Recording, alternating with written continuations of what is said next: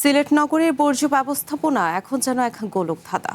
প্রতিদিন তৈরি হওয়া বর্জ্যের বড় অংশ রয়ে যাচ্ছে সংগ্রহের বাইরে, যা সরাসরি মিশছে নদী আর নালায়। শুধু তাই নয়, একদিকে আধুনিক সার্কুলার ইকোনমিক স্বপ্ন দেখাচ্ছে সিটি কর্পোরেশন, অন্যদিকে ন্যূনতম সুরক্ষা ছাড়াই বর্জ্য অপসারণে নিযুক্ত করা হচ্ছে শিশুদের। AKS অর্জন করল গিনেস ওয়ার্ল্ড রেকর্ডস। AKS প্রকৃতি আর আভিজাত্যের শহর সিলেট, কিন্তু এই নান্দনিকতা এখন বর্জ্যের স্তূপের আড়ালে। নগরীতে প্রতিদিন করে 500 টন বর্জ্য তৈরি হয়, যার 37% থেকে যাচ্ছে ডাস্টবিনের বাইরে। যত্রতত্র পড়ে থাকা আবর্জনা দূষিত করছে বাতাস, ড্রেন আর খাল গড়িয়ে মিশছে সুরমার পানিতে। পরিসংখ্যান বলছে সংগৃহীত বর্জ্যের 85%ই প্রক্রিয়াজাত করা হচ্ছে না। গৃহস্থালী ভেজা বর্জ্যের কারণে মুখ থুবড়ে আছে বর্জ্য ধ্বংসের মূল লক্ষ্যমাত্রা।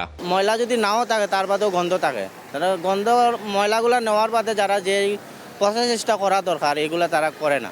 এদিকে নগরীর রিকাবি বাজার এলাকায় দেখা মিলে ভয়াবহ চিত্র। খালি হাতে কোনো মাস্ক বা বুট ছাড়াই আবর্জনা ডাম্পিং করছেন পরিচ্ছন্ন কর্মীরা। জীবনের ঝুঁকি নিয়ে কাজ করলেও সিসিক থেকে মেলে না কোনো স্বাস্থ্য সুরক্ষার সরঞ্জাম। এমনকি শিশুশ্রম রোধের আইন থাকলেও ময়লার গাড়ি ঠেলতে দেখা যায় অপ্রাপ্ত বয়স্কদের। আমার ঠিকাদারের গ্লাস নাই, আমার থেকে দিব কাটিয়া কাটে গ্লাস কেউ দেয় না, জুতোও দেয় না, খুলতেও দেয়। ওই যে মোলা মানুষ মলো আমরা ওয়ার্ডের লোকের তো তারা দিচ্ছে না, তারা সিটির লোককে দিচ্ছে।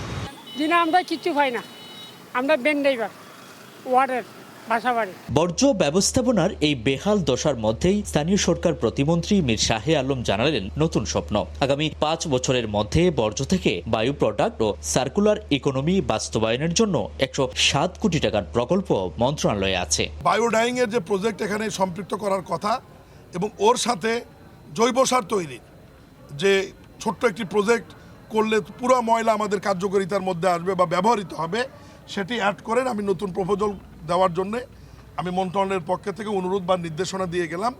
এটা যদি আমরা কার্যকরী করতে পারি তাহলে আমাদের সিটি কর্পোরেশনের পুরো ময়লা আবর্জনা যা এখানে আসবে প্রজেক্টে, পুরোটাই আমাদের কার্যকারিতার মধ্যে আসবে ইনশাল্লাহ। বর্জ্য ব্যবস্থাপনার জন্য কঠোর ও স্থানীয় প্রশাসন ভিত্তিক তদারকি বাড়িয়ে প্রকৃতি ও পরিবেশ রক্ষায় পরিকল্পনাগুলো কেবল কাগজে না রেখে দ্রুত বাস্তবায়ন করলে মিলবে সুরাহা। M A Qayyum, one news, Sylhet.